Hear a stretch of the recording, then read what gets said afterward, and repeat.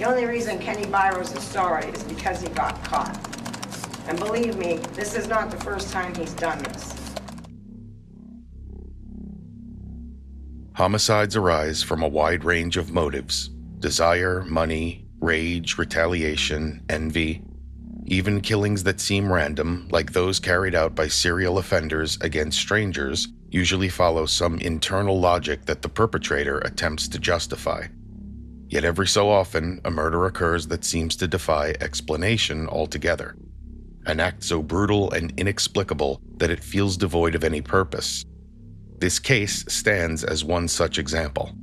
Please let me know what you think of this case and of this killer in the comments.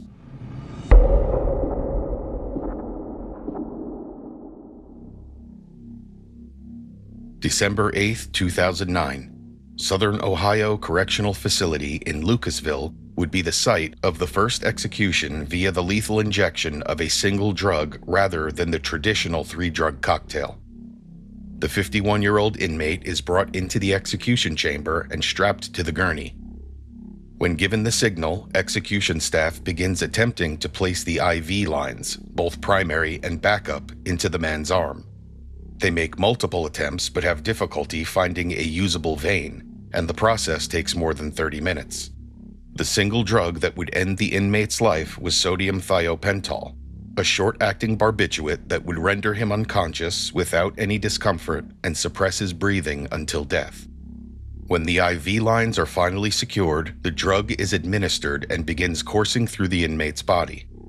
Soon, his chest begins to rise and fall more heavily, and his head moves back and forth, though not violently. This continues for a couple of minutes. Then the rise and fall of his chest slows, and less than 10 minutes after the injection, his breathing ceases completely. The inmate is pronounced dead at 11:47 a.m.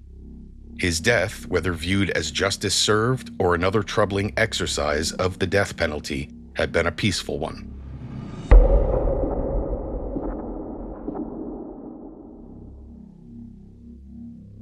February 7, 1991. 22-year-old Tami Engstrom drops her 1-year-old son Casey off at her friend Sharon's house at about 5:30 p.m. She then makes her way to work at the Clover Bar in Hubbard, Ohio. A few hours later, Tami tells her mother, Mary Jane, who also works at the bar, that she is not feeling well and needs to leave. Her mother agrees to cover the remainder of her shift and urges her to go home and rest. Though agreeing with her mother's advice, Tami chooses instead to drive to the Nickelodeon Lounge about 4 miles away, where she meets up with her Uncle Dan.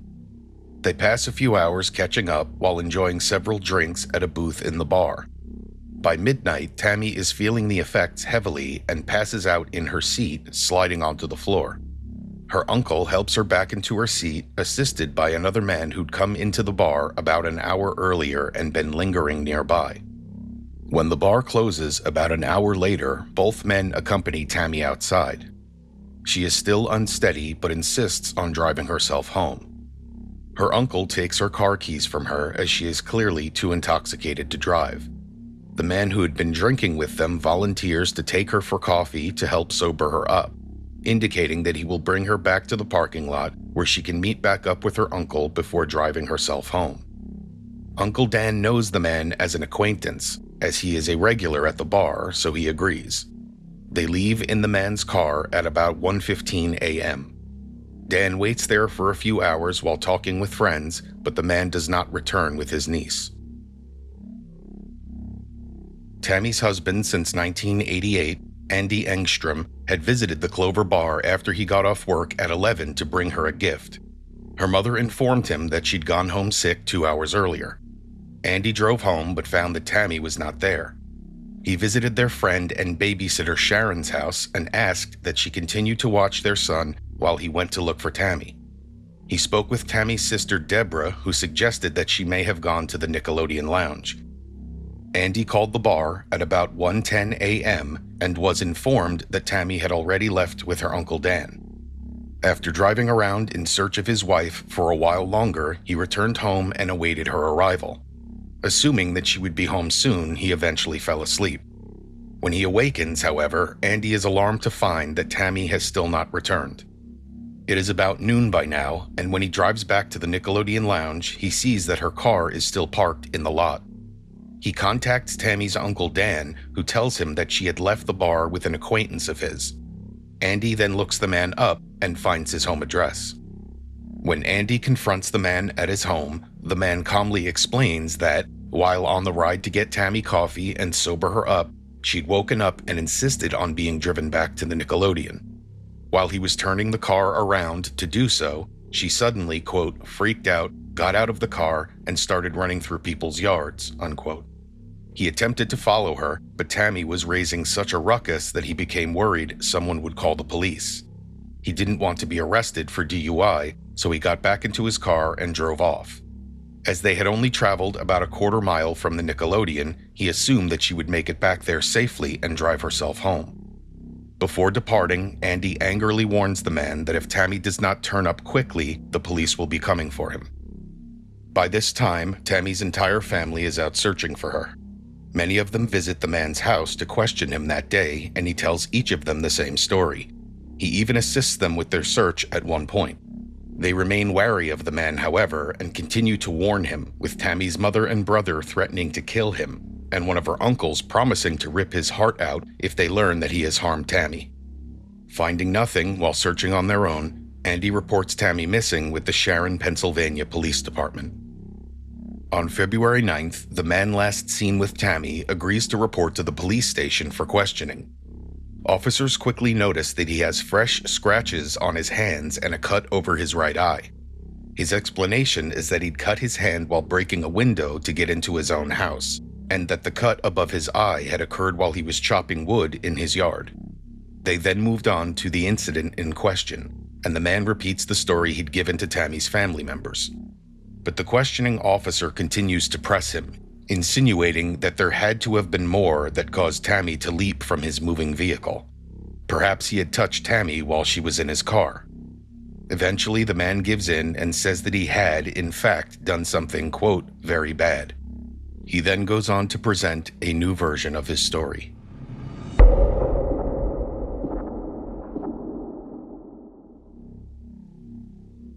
The man being questioned by police is 33-year-old Kenneth Eugene Biros.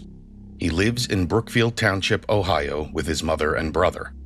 No information is available as to his background, upbringing, or psychological history. In his revised story, he had been driving Tami for coffee when he decided to place his hand on her leg. She woke up and pushed his hand away. After becoming even more upset as she took in her current situation, she opened the door and jumped from the moving vehicle. In doing so, she had fallen and struck her head on the railroad track that they happened to be passing over at that moment. He claims that this resulted in her death. It was all just an accident. The officer stops Biros at this point to read him his Miranda rights. After being placed under arrest, he adds to his story only that Tami's body is currently in Pennsylvania, though she had died in Ohio.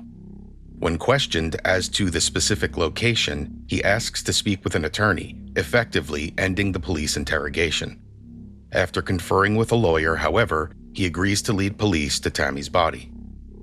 When the site identified by Biros is investigated on February 10th, authorities from both Pennsylvania and Ohio are shocked and sickened by what they discover. Portions of Tami's dismembered body are located in a desolate wooded area of Butler County. They find more parts of her body in Venango County, about 30 miles from the previous site. Aside from the location of Tami's remains, all information provided by Biros thus far had been false. Tami had befallen a fate far worse than anyone could have imagined. Her head, her right breast, and her right leg had been severed. Her body was nude, but for remnants of her black stockings, which had been rolled down to her ankles by her killer. Her torso had been sliced open, and her abdominal cavity had been partially eviscerated. All but a small portion of her sexual organs had also been removed, and would never be recovered by police. The location of her supposed place of death on the railroad tracks in Ohio was thoroughly searched by forensic technicians, police, and homicide investigators. They located blood spatter on the side of one of the tracks, a large section of blood-stained gravel beside it, and several additional bloodstains in the area. Also located nearby in a swampy area were sections of Tami's intestines. Weeks later, one of her shoes and her black leather coat were found partially buried not far from the railroad tracks. 2 slash marks were apparent on the collar of the coat. In a separate hole nearby, Tami's keys and lipstick were also recovered. When Kenneth Biros' residence was searched, police recovered a pocket knife in the basement, a larger knife in the bathroom, and the coat he'd been wearing on the night of the murder. All were stained with blood that would be linked to Tami Engstrom via DNA testing. When his vehicle was searched, a wealth of additional evidence was secured, including numerous bloodstains belonging to the victim, as well as some that had resulted from injuries Biros had sustained during his murderous struggle with Tami. Finally, a piece of human tissue was found in the trunk, which would turn out to be a portion of the victim's liver. There was no mistaking it. Kenneth Biros had brutally murdered Tami Engstrom on February 7, 1991. When the remains of Tami's body were autopsied, it was determined that prior to her death, she had suffered 91 injuries that were indicative of a severe beating and an attempted sexual mutilation. She had clearly been SA'd, which Biros had gone to great lengths to deny during his confessions. There were several distinct slashes that began at Tami's mouth and continued down to her breasts, and her hands were covered with defensive wounds. Among her post-mortem injuries were 5 stab wounds to her head inflicted immediately after her death, and at least 5 blunt force injuries to the top of her head, likely inflicted with the handle of a large knife. Biros continued to mutilate Tami after murdering her. All evisceration and dismemberment had taken place within mere moments of her death, per the medical examiner. Biros would claim during one iteration of his ever-changing story that Tami had been struck by a car after fleeing his vehicle.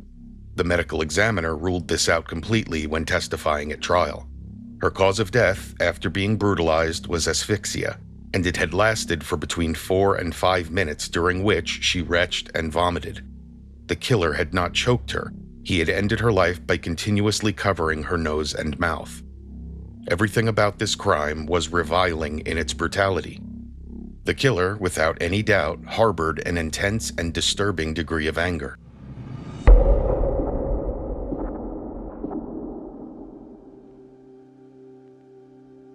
Kenneth Biros was indicted on charges of aggravated murder, aggravated robbery, and felonious SA. His charges carried with them the possibility of the death penalty. At trial, Biros chose to testify, as though there was anything that anyone needed to hear from him. He gave the most recent adaptation of his story, now claiming that Tami had run in front of his car and that he'd inadvertently hit her before her head struck the steel rail.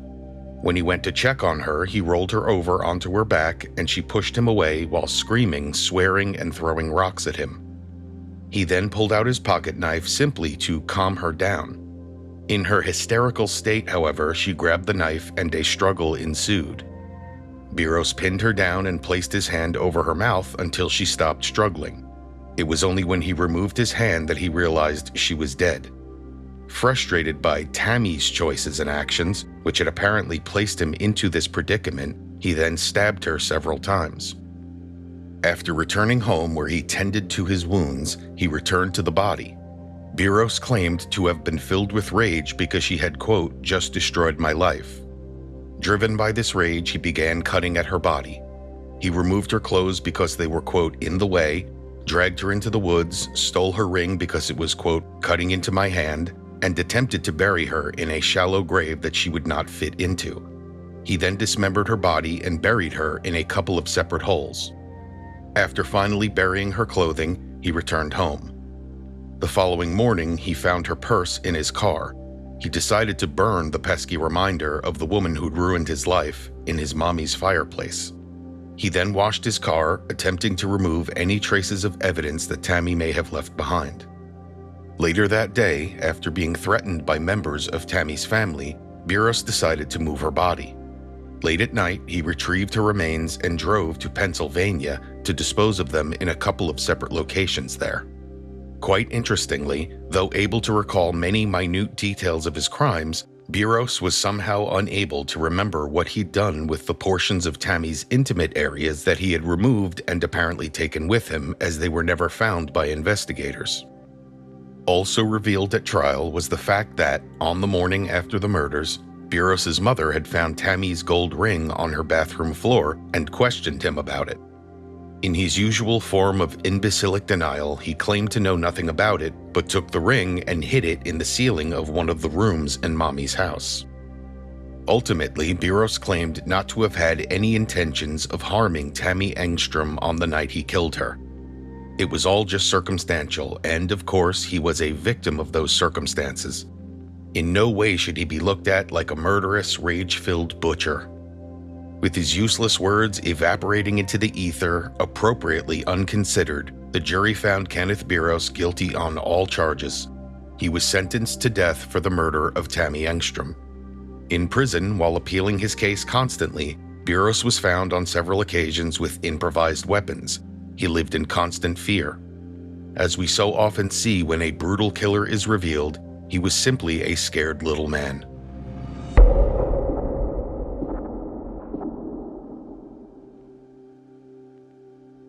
As essentially nothing is known about the life of Kenneth Biros prior to the murder of Tami Engstrom, everything we know about him has either been revealed by or deduced from this single barbaric criminal act.